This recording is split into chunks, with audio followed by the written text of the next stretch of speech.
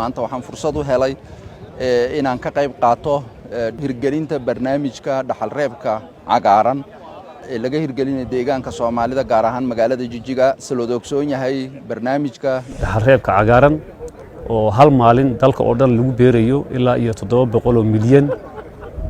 oo geed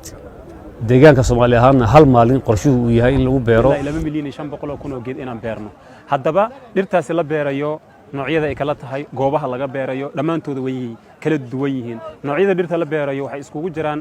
nooci qurxinta noocyadii carrada lagu ilaalinayay waxa sidoo kale ku jira calafkii baa ku jira geed miroodkii baa ku jira waa dhir noocyada kala duwan leh oo loogu talagalay xataa in nolosha ibnaadamka ay wax ka tarto sida geed miroodyada oo kaleente calafka xoolahana sidoo kale uu ku jira iyadoo sidaa tahay deegaankeena guud ahaan waxa dhir beeris laga sameeyay ilaa 47 goobood